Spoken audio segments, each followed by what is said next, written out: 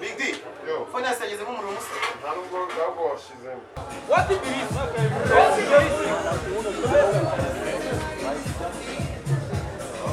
Abrazungera.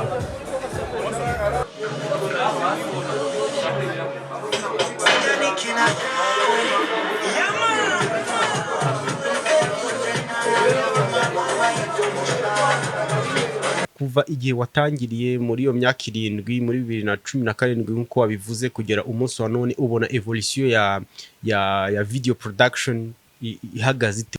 Uravuga ahanga mu karere ku gihugu? Reka twibande hano muri Rubavu kuko urumva mu Rwanda turabibona ibikorwa turabibona tubona aba star ukuntu bari gutera imbere n'iki ngendagira twigarukire hano Rubavu. Ubu ngubu rero byarahindutse. Urumva ubona kera rukuntu bakoraga wenda akabakora gushutinga, urabona hagiye haza ibikoresho bindi bitandukanye n'ibyabagaho kera. Urwego rwa karite y'amasho tutanga niba ahangaha ku rwego rwa Rubavu bishoboka ko bageze ku rwego rwo kuba batanga video ya 8K, kumva ko harimo intera. Production uherutse gukora rero muri iyi minsi ni iyihe production yari imeze ite wayikoreye? Nanarangije kuyikora ya December Abiru, ndumva yitwa Kunda cyane. Niyo ubu ngubu niyo mfite cyanavuga byose byararangiye.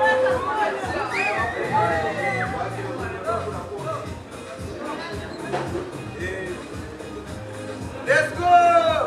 Abiru Turiano.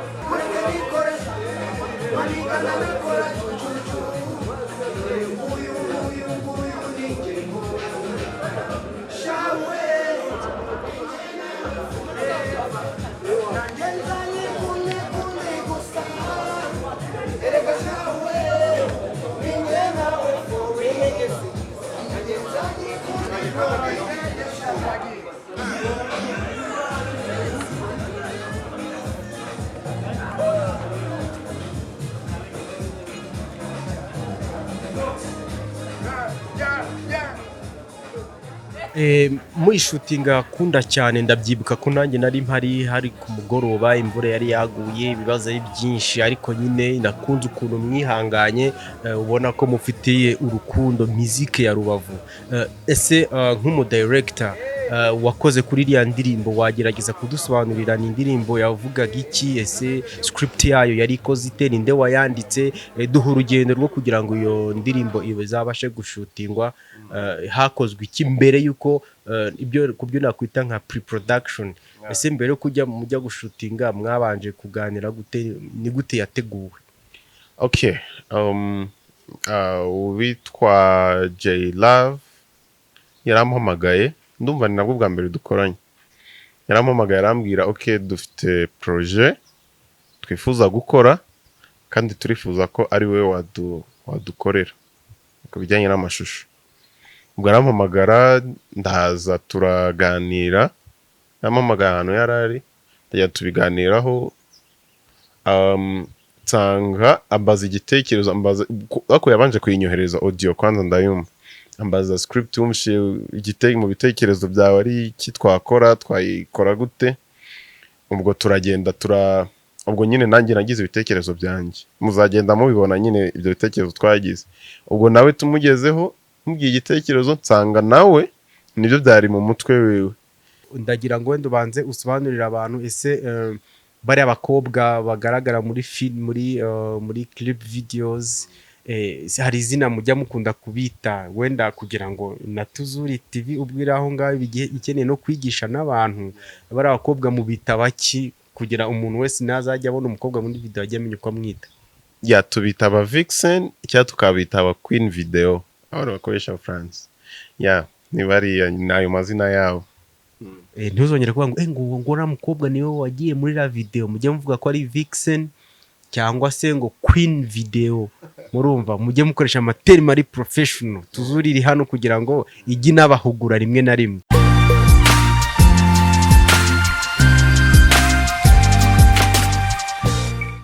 Reka tubasuhuze abakurikiye Tuzuri TV, dukomeza kubashimira uburyo mukomeje kutugaragariza urukundo umunsi ku wundi. Murabona ko channel yanyu ikomeje kuzamuka, ubu tumaze kugera mu bihumbi 17.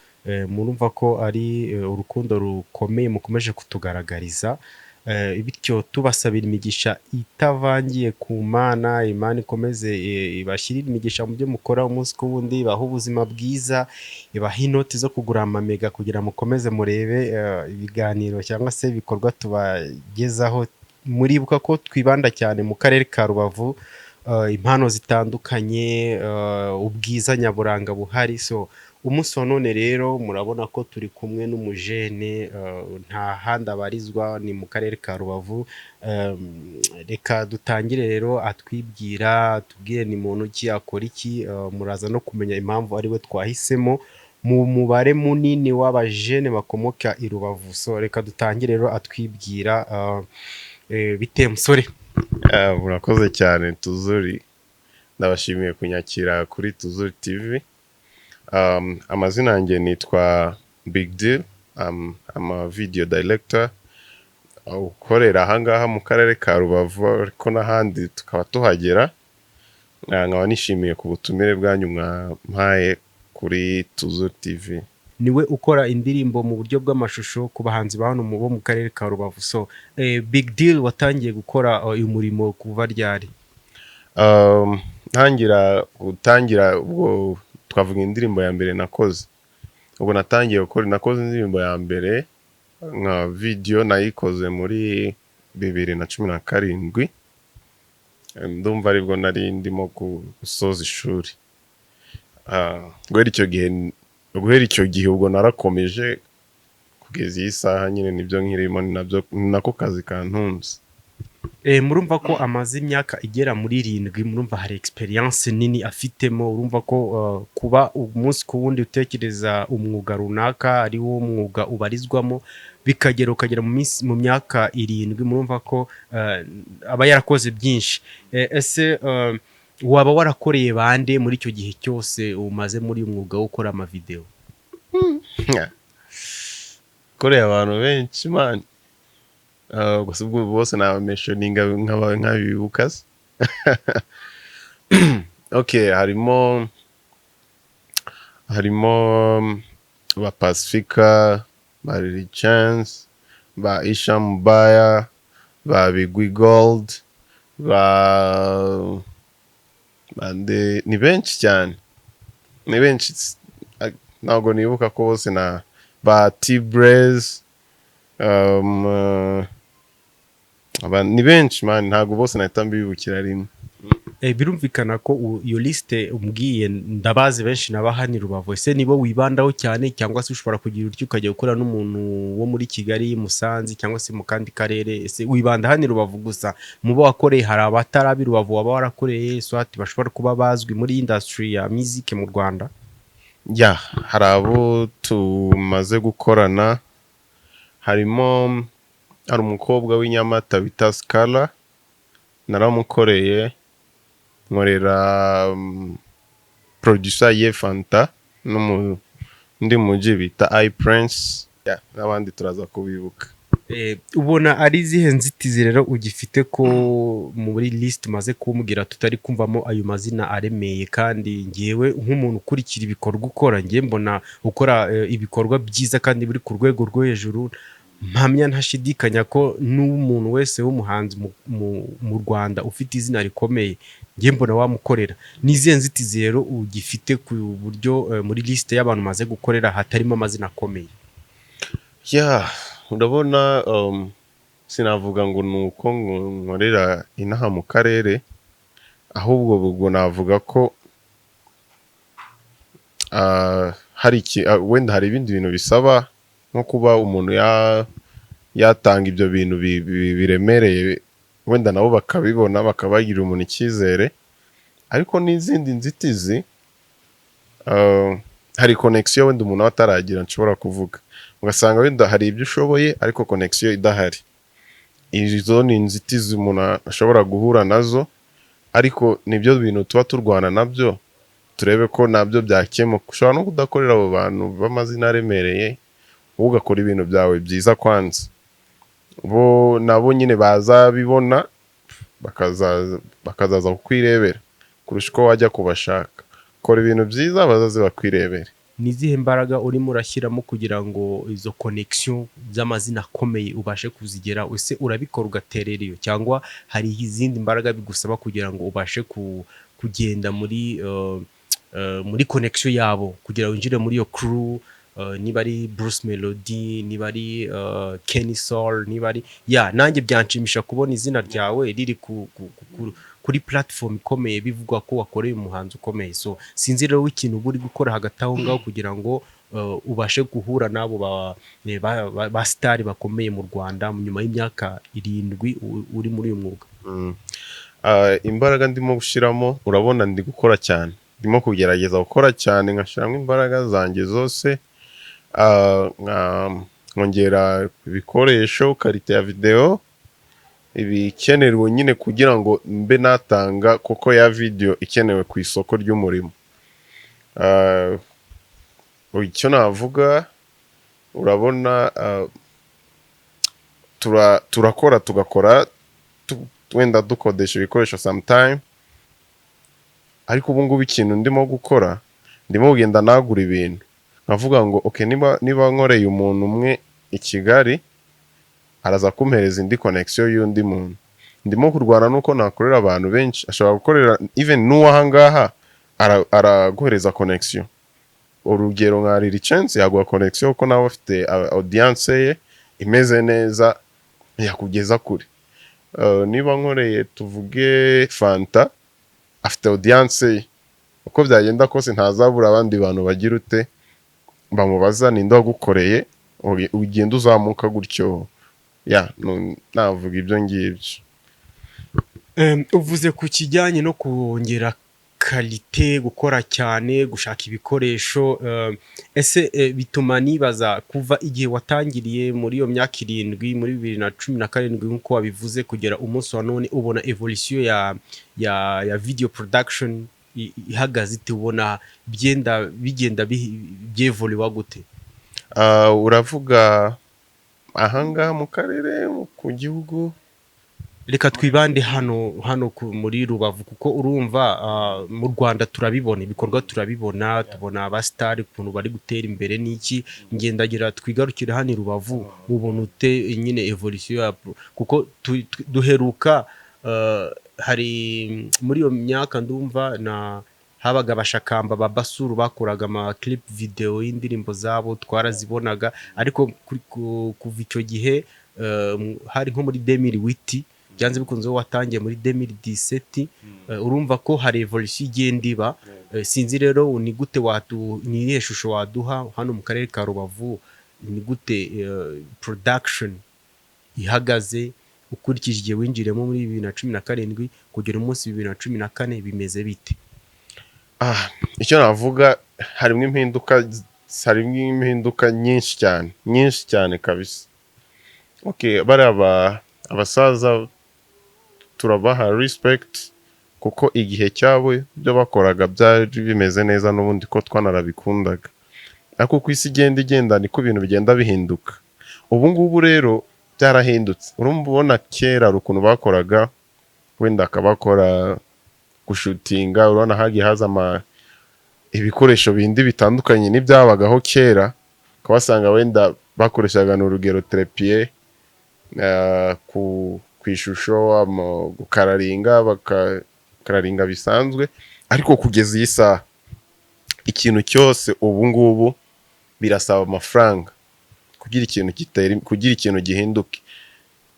Urasabwa amafaranga yo kugura gimbal kugira ngo ishusho ryawe ribe stabilize, usabwa amafaranga yo kugura ubu ngubu ikintu cyose uzajya ubona muri video ujye umenya ko bakiguze. Ubwo iyo evolution mvuga, noneho tugiye wenda kuri kalite, icyo gihe bakoreshaga ndumva habaga ari kalite tuvuge wenda kalite y'image asanga ari HD. Umunsi wa none sinzi iyo evolution byagiye byevoluwa gute, ubu mugeze kuyihe wenda resolution, reka mbyite gutyo, kuyihe kalite muri gukora? Ni tugeze kuri kalite ya 8K. Hari amakamera arimo kuza afata ama 8K, hari birenze man zira hari ama red camera, amakamera ahenze, ama Alexa nabonye no mu Rwanda hari yatangiye kugeramo. Urumva rero urwego rwa karite y'amashusho tutanga, niba ahangaha ku rwego rwa Rubavu bishoboka ko bageze ku rwego rwo kuba batanga video ya 8K, kumva ko harimo intera. Nyuma umaze kutubwira ko kuva 2017 ese mwatangaga ihe resolution yari HD, yari 4K, byari bimeze bite? No, yari HD 1080 ndumva naba ari 7 naba even abari abakuru bacu ba basura ndumva ari byo batangaga, simbizi ntago nibuka neza ariko ndabyibuka umuntu wajyaga akora video muri la minsi akorera abashakambano umuvandimwe bita Kamanzi Albert, nubwo bari mu Ruhengeri ndanamusuhuje. No muri comment nashaka aze kubyandikamo atubwire niba atari HD yatangaga 1920 kuri 1000 TV, ubwo abantu bose bazajya babibona ku ma screen yabo, hari habanditseho 1080.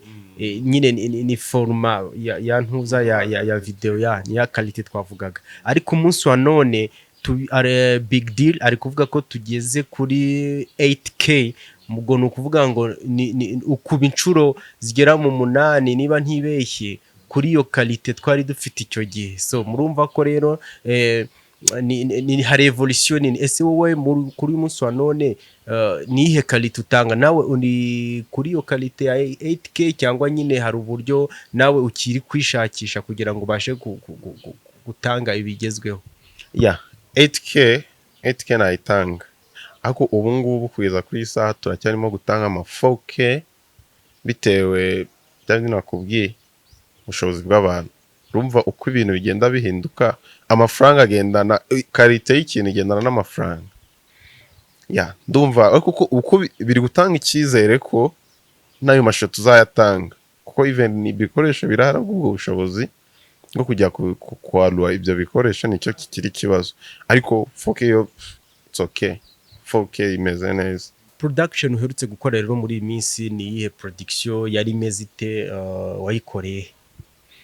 Hari izo mperutse gukora, hari izasohotse, hakaba n'izirimo bari guteganya gusohora muri iyi minsi. Hari izo navuga, hari nk'indirimbo ya Pacifica mperutse gukora, hari ya Isha Mbaya, hari ya T-Braze, hari niyo mperutse gushutinga nanarangije kuyikora ya Desem Abiru, ndumva yitwa Kunda cyane. Niyo ubu ngubu niyo mfite cyanavuga, byose byararangiye, ubwo niyo navuga inshyashya ubu ngubu mfite. Muri shootinga Kunda cyane ndabyibuka ko nanjye nari mpari, hari ku mugoroba, imvura yari yaguye, ibibazo ari byinshi, ariko nyine nakunze ukuntu mwihanganye, ubona ko mufitiye urukundo muzike ya Rubavu. Ese nk'umu director wakoze kuri iriya ndirimbo, wagerageza kudusobanurira ni indirimbo yavugaga iki? Ese script yayo yari ikoze ite? Ninde wayanditse? Duha urugendo rwo kugira ngo iyo ndirimbo izabashe gushutingwa. Hakozwe iki mbere yuko kubyo nakwita nka pre-production? Ese mbere yo mujya gushutinga mwabanje kuganira gute? Ni gute yateguwe? Okay, witwa J Love yarampamagaye, ndumva ni nabwo bwa mbere dukoranye. Yarampamagaye arambwira okay, dufite projet twifuza gukora kandi turifuza ko ari we wadukorera ku bijyanye n'amashusho. Ubwo arampamagara, ndaza turaganira, arampamagara ahantu yarari, tujya tubiganiraho, nsanga ambaza igitekerezo, ariko yabanje kuyinyohereza audio kwanza ndayumva, ambaza script mu bitekerezo byawe ari iki twakora, twayikora gute. Ubwo turagenda ubwo nyine nanjye nagize ibitekerezo byanjye, muzagenda mubibona nyine ibyo bitekerezo twagize. Ubwo nawe tumugezeho, mubwiye igitekerezo, nsanga nawe nibyo byari mu mutwe wiwe. Ubwo nyine turaganira, tubanza gushaka ahantu tugomba kuzakorera, twagize options zigera muri 3. ariko iya gatatu niyo yakunze, numva haracyarimo ingorane. Iya gatatu niyo yakunze, tumaze kuganira ubwo byari njye na J Love. Bwa kabiri tuza kuganira nanone turi ubwo Jayfari nawe yari yabonetse, tujya kuganira na Jayfari, yari njye Jayfari, Lil Chance na J Love. Ubwo turangira turaganira, turangije twongeramo ibindi bitekerezo. Nanashimira ntuze Lil Chance yaduhaye ibitekerezo byiza, ramujene kabisa, yawana ntari birye kabisa. Ubwo nyine ibyo bitekerezo turakomeza turabivugurura, turabinoza. Ubwo tugera ku munsi rero w'igihe cyo gushutinga. Ubwo na umuntu wadufashije cyane mu bijyanye nyine no gusetinga ahantu no kwitanga, Lil Chance kabisa ndacyamugarura, ni umuntu G mwiza kabisa. Ubwo umunsi wo gushutinga rero nk'ibibazo byabereye, ibintu byose ko twari twabipanze nta na kimwe cyagomba gukunda iyo hataza kubamo ubwitange. Wari uhari warabibonye. Ubwo hari ibyo twagomba kujya gushutingira ahantu hamwe, tuhagera bitewe n'imvura yaguye nyinshi, tuhagera bwije ku buryo n'ibyo twagomba gufata twafashe biki. Tugarutse rero tugarutse kuri set ahantu nyine indirimbo yagombaga kubera cyane, imvura yaraguye, ubanza yaraguye nk'amasaha 5. Turareba rero turavuga ngo imvura iguye gutya ntabwo iri butubuze kugira ute. Ubwo ngiye naratekereza numva umutwe urandiye, turavuga uko byagenda kose ntabwo abantu barabashoye, urabona video irikorwe, abantu bashoye amafaranga, bahamagaje abantu, bagize ute. Ndavuga tugiye gukora uko tushoboye kose, twidebriye turebe ko indirimbo ya shooting. Even n'abahanzi ubwabo babonaga nyine icyizere cyatangiye gucika. Ndavuga ngiye reka dusetinge, nituba twafashe set ya mbere izindi zose ziraza kuza zoroshye. Ubwo turasetinga set ya mbere, tube turayifashe tugize amahirwe, tunirangiye amahoro. Tujya kuri set ya kabiri, nabwo turayifata. Set ya kabiri turimo kuyirangiza, imvura nibwo yagendaga isa n'igabanukamo gake. Ngo tugiye kuri set ya gatatu, ubwo yari yakane ko ari izindi set twafashe mbere. Ubwo tuyigiyeho turakora, numva icyo gihe nagomba no kuzinduka ngenda ahantu kure, numva no kuryama, twari ukuryama isaha imwe gusa nkahita ngenda. Indirimbo tugiye kubona Tony ku buryo nanjye nahavuye numva ndavuga ibintu nzabirebaho nyuma amashusho, ubwo Imana izamfasha tuko byagenda kose bizagenda neza. Ubwo rero rabizi, ubwo nyine ibindi byose bijya kurangira muri editing, umuntu akora ko ashoboye kose yashyiramo amayide. Indirimbo Tony muraza kuyibona kuri chaîne zawe. Iyo ndirimbo rero mwayishutingiye ahagana he, ni izihe location mwakoresheje? Twari location twafashe Brasserie kwa West El Clasico mu kiyaga cyaho. Tufata n'indi location kuri Smallville iherereye ahangaha kuri Unama. Yego, hari naho twahakoreye twakoreye ibintu byinshi cyane, haduhaye amashusho meza cyane. Ukurikije indirimbo rero mutegura script, ese izo location ni he zihurira n'indirimbo? Ese kuki mwavuze imbere yo kwa West mu Kivu cyangwa se kuri Smallville? Ese ni gute izo location mwazihuje n'indirimbo? Indirimbo, igitekerezo cy'indirimbo, ubundi indirimbo yitwa Kunda cyane, nyine ni abizi by'abahanzi aba yiyemera, avuga ngo yiyemera ku mukobwa, avuga ngo nyine nzagukunda cyane, nzakora ibiki. Ngo igitekerezo cyagomba gutangira abantu basa naho baturutse ahantu kure, nyine bari nyine ari bya bintu bya show by'urubyiruko. Ubwo ikindi hariya rero kuri Smallville naho ubona ko West n'undi ni ahantu kwishima. Ubwo kuri Smallville naho ni hahantu rero hahandi abantu bagomba kuza bagahurira, bakishima, bakaciringa. Ubwo ukaratira umukobwa bagenzi bawe, ukabereka ufite sheri nyine ukunda, wishimiye. Nyine ubwo hariya niho hagomba gukorerwa ibyo bikorwa byose navuga byo ni indirimbo nyine isaba kwiyemera niko nabivuga. Yeah. Twibutsa abantu ko umuntu turi kuganira nawe ni umudirector ukomeye hano mu karere ka Rubavu, akora clip video z'abahanzi batandukanye. Murumva ko akora umurimo utoroshye hano mu karere ka Rubavu kugira ngo abashe kuzamura impano cyangwa se agaragaze abahanzi imiririmbire yabo, kuko burya isi tugeze mu munsi wa none ntago audio ibihagije, bisaba ko umuntu agira na video kugira umuntu abashe kubona no muntu urimo araririmba iyo ndirimbo. So umujene mubona imbere yanyu rero niwe ubibafashamo, tunamushimira cyane ku kazi akora. Nundi wese ufite indirimbo ukeneye ko bamukorera ikintu kijyanye n'amashusho kabisa, wamushaka, yitwa Big Deal. Niba ushaka kumenya indirimbo akora kalita tanga, nk'iyo ndirimbo yitwa Kunda cyane, yitwa ya Desem Abiru, mushobora kunyarukira kuri YouTube channel yabo, mushobora kuyibona. Ni indirimbo yitwa Kunda cyane, niwe wayikoze, afite n'izindi yakoze. So tubasaba ko mwakomeza gushyigikira impano ziri hano mu karere ka Rubavu aho muri hose, kuko impano zo zirahari pe, zirahari nyinshi. Ariyo mpamvu na Tuzuri TV igerageza kujya kuganiza n'abanyempano batandukanye, tujya muri football gusa ibyiza biracyahari, kandi turi kumwe, twizeye tudashidikanya ko turi hafi kandi mukurikira ibikorwa dukora. So Big Deal rero tugikomeza ikiganiro, ndagira ngo wenda ubanze usobanurira abantu ese bari abakobwa bagaragara muri film, muri clip videos, hari izina mujya mukunda kubita, wenda kugira ngo na Tuzuri TV ubwira aho ngaho ikeneye no kwigisha n'abantu,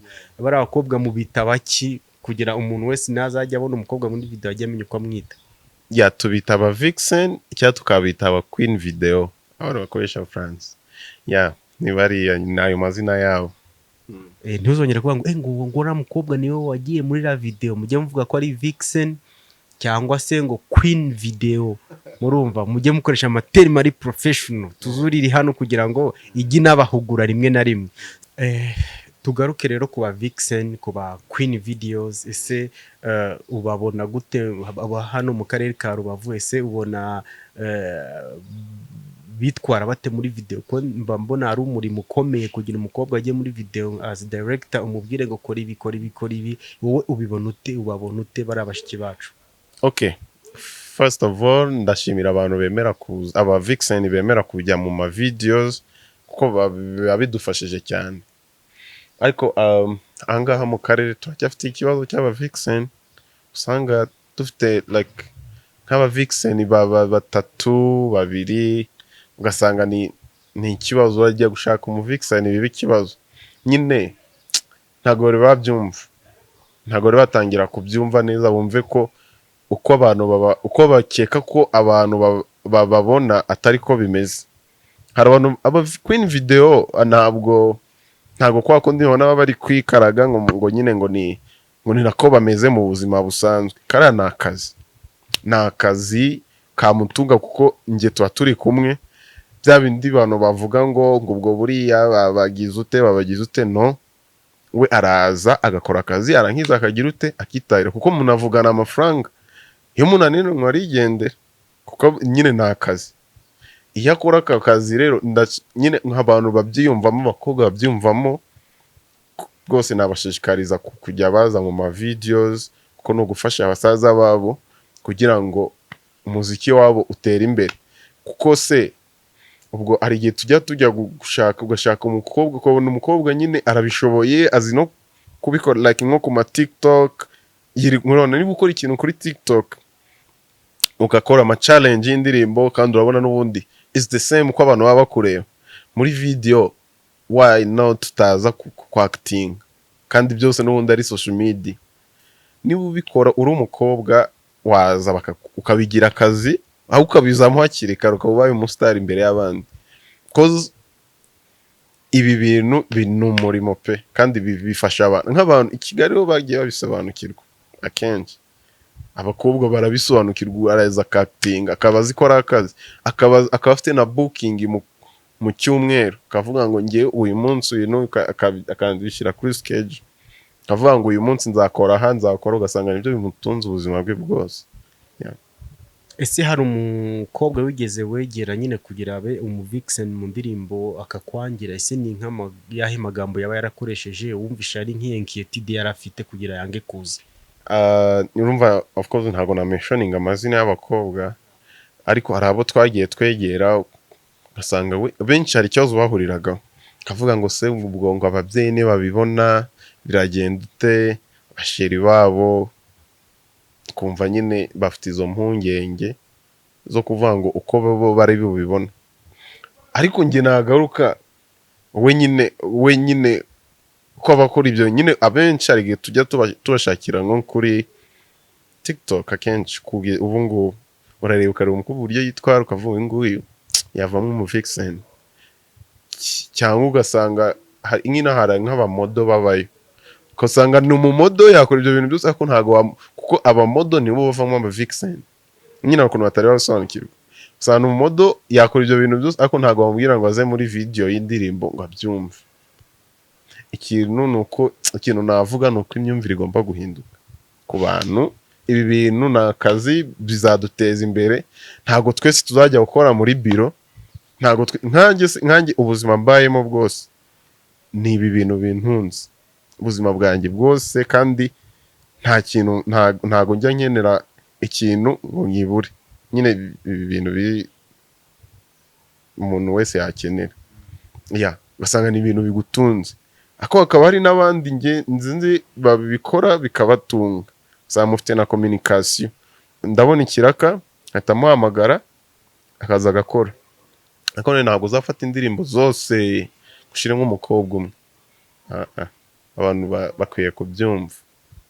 Mara impungenge rero ababyeyi bafite abakobwa kandi abona ko umukobwa babikunze, ese nizihe impungenge? Kuko nyine urumva umubyeyi nawe kubona umukobwa ari kwikaraga hariya yambaye mini, wenda cyangwa se mwagiye gufirimira kuri pisine, icyo kintu nyine mara impungenge ababyeyi. Wenda hari ibyo babona kuri screen ariko hari ibindi imagine inyuma.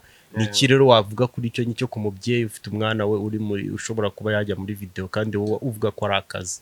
Yego, ababyeyi rero munyumva mukurikiye Tuzuri TV, umukobwa wawe numubona imbere ku mashusho ujye umenya ko hari abantu benshi, nk'abantu magana angahe bari inyuma ya kamera.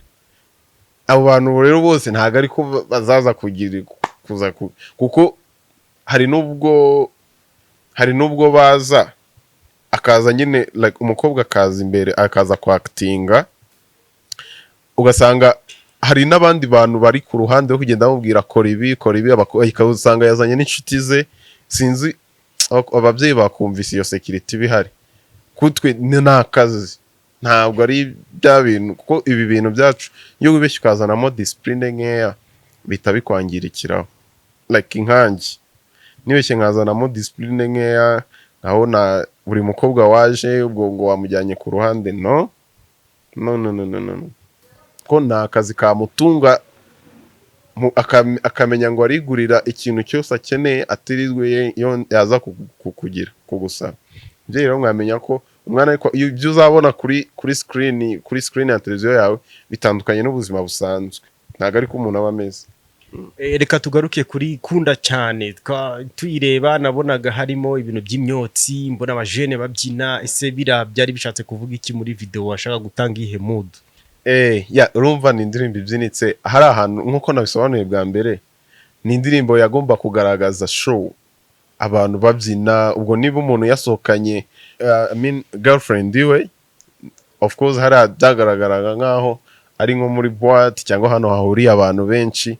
Urumva ni nyine like izira smoke machine, ni ibintu n'ubundi biba birimo hariya, biba biri aho ngaho. Ntabwo ni ibintu bituma navuga vibe yongera ku bantu wenda bari kubyina. Harimo ababyinnyi, of course aho hantu hari ibyishimo, ntabwo babura no kubyina. Nicyo byabaga nyine ko kugaragaza iyo shusho.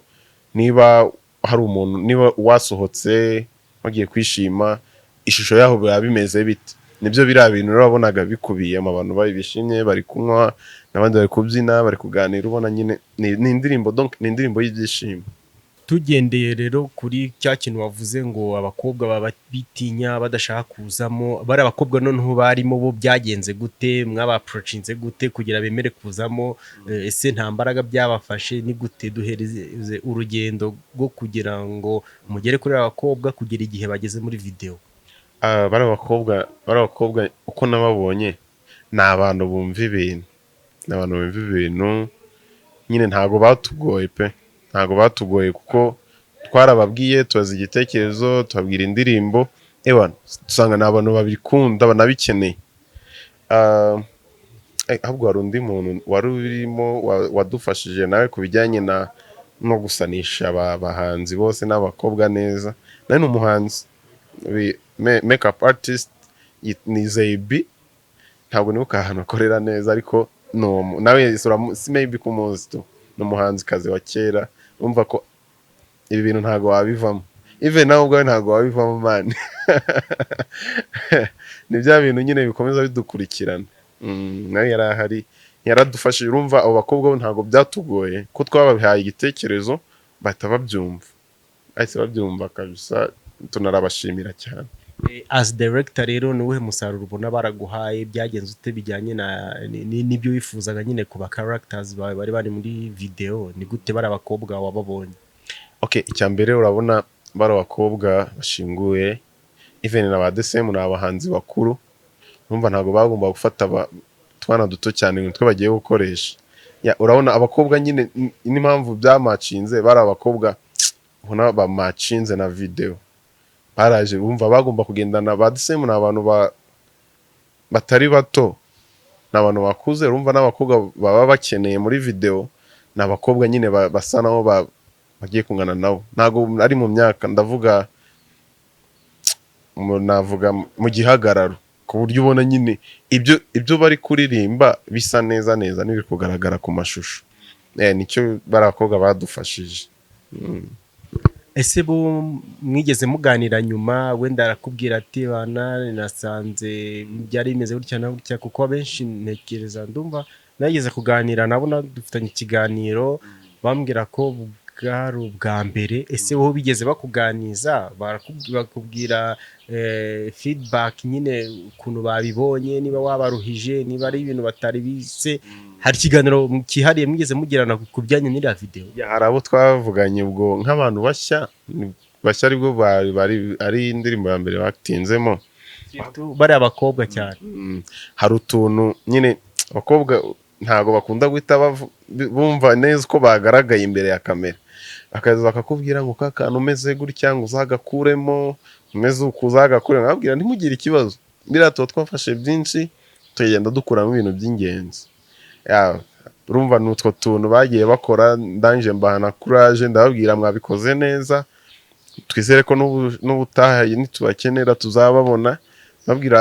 Mbabwira kuri ibi bintu, babwira ibi bintu nyine bisaba kubikunda, kandi bigasaba ko ubifata nk'akazi, kumva ko ejo niba uyu munsi baguhaye amafaranga angana ati, wumve ko uko uzagenda uzamuka niko n'umushahara wawe uzagenda wiyongera. Ndabwira uko mbonye ikiraka nzajya mbahamagara turebe ko hari ikintu twakora. Barankundira. Kamera wakoresheje ni ubuhe bwoko bwa kamera? Ese itanga iyihe forma? Kubera iki ariyo wahisemo? Ni kamera zigezweho, ni ama cinema line, ni bayita FX3. ubwo ni kamera itanga quality kweri. Ni ubwoko sinzi ku bantu bazi ibintu by'amakamera, ni kamera ifata 10 bit, ku buryo usanga ifata 4K nziza cyane. Ndumva ni kamera even no kuri izi video ziri gusohoka, like nk'iriya video ya The Ben narebye behind the scene niyo bakoresheje. Hari indirimbo nyinshi nagiye mbona, nyine ni kamera igezweho kabisa.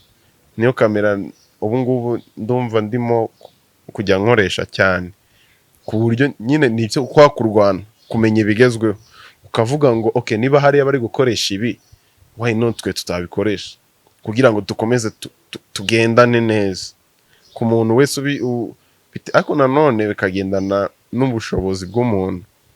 Ariko nyine turi kurwana nabyo, tureko natwe twabona ibyacu ku buryo noneho buri muntu wese uzajya aza even nawe dufite ubushobozi buke tumufashe just kuko iki kintu ni urukundo no kumva ko hahandi nyine abantu babona ko nta kintu kizima cyahava batangira no bahahereza icyizere ku buryo natwe ubwacu even inaha tuzajya tujya gukorera abantu bandi ariko natwe inaha dufite ibintu byacu dukora kandi bigenda bigakompeta n'ibindi bintu.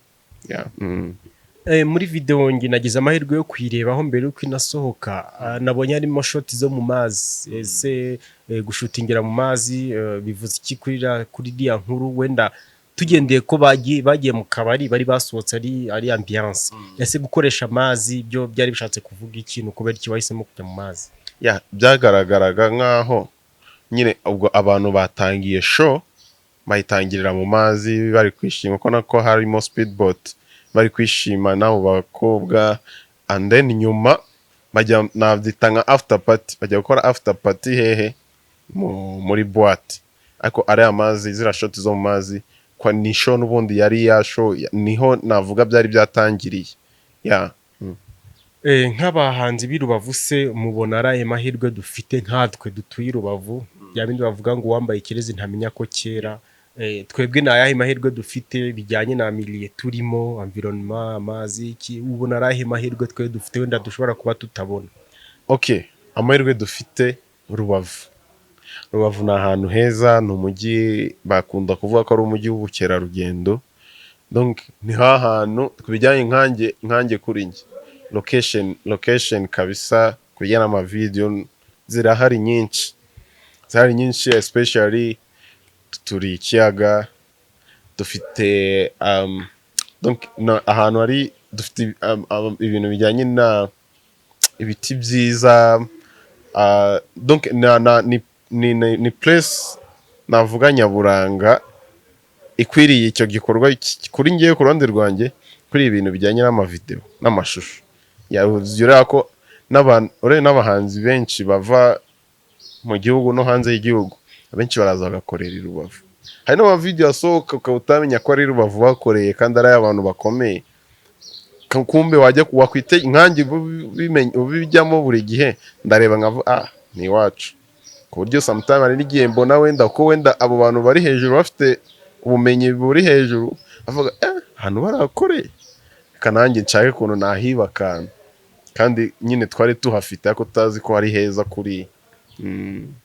Niki rero wabwira abahanzi bose bafite ama audio yabo, ese bakeneye gukorana nawe bisaba iki, bakukura he kugira ngo nyine urumva no gutezanya imbere ofete kuguhamagara no kugira n'abahanzwe bakuzi hiyongereho abandi, so abageze ikenera ko mukorera video bisaba iki? Ikintu cya mbere nabanza kubasaba niba bagiye gukora amashusho bihangane nyine ntibihutishwe nuko bumvishe audio, we nategure amenye ngo ishusho agiye gukora rizagera afate niba ari ishusho niba ari indirimbo imwe ayiha umwanya ayiha ibitekerezo ayishakire support, ayige uburyo izakorwa ku gushutinga no kweditinga, yige uburyo bwa promotion yayo n'ahantu izagera, nyine ntayifate nk'ikintu cyo guterera hariya gusa kugira ngo abantu bamubone, ahubwo bifate nk'akazi. Kugira ngo dukorane rero nta bindi bintu bikomeye pe, nge nukuzu tukaganira ukamereza igitekerezo n'indirimbo yawe tukiga kuri script, nge ngohereza igitekerezo nakubwira ngo ndashaka ko dukora gutya, bije yawe iyi bije wayibona niba utayibona se tugabanyije cyangwa tukashaka uburyo tureducingamo ibi bintu byakunda. Utwo ni tumwe mu tuntu tuganira, nukuza ngiye tukaganira tugakora uko byagenda kose tuba turi kubikora amashusho. Byakunda kutanga nimero yawe se kugira wenda umuntu ashobora kwifuza guhita guhamagara amaze kubona ibikorwa wakoze akareba iki kiganiro, wenda akifuza ko yaguhamagara, gusa ntimuzamuhamagara ari kumusuhuza, muzamuhamagare ku bw'akazi kuko bafite abantu benshi bagomba kwitaba. Reka rero ababwira nimero ye mushobora kumusangaho cyangwa se n'ahantu mwamusanga, gusa mufite nimero byose muba mubifite. Nimero sasa ngiye kubabwira niyo wamuhamagaraho ni nayo iri kuri WhatsApp, ni 0788 90 24 691, ni 0788 90 24 691. ya big deal. Urakoze cyane kutabira ubutumire kuri Tuzuri TV. Gahunda ni yayindi kubereka abanyempano bo bari mu karere ka Rubavu, tubasaba ko mwakomeza kudushyigikira, mu sharinga amavideo yacu, mu likinga, namwe murimo murareba mutarakora subscribe. Nta ikindi tubasaba ni ukudutera inkunga yo gusubscribinga kugira mujye mubasha kubona ibiganiro tubagezaho kandi ku gihe. So tubabwira ko turi kubategurira ibintu byinshi kandi byiza bizabashimisha.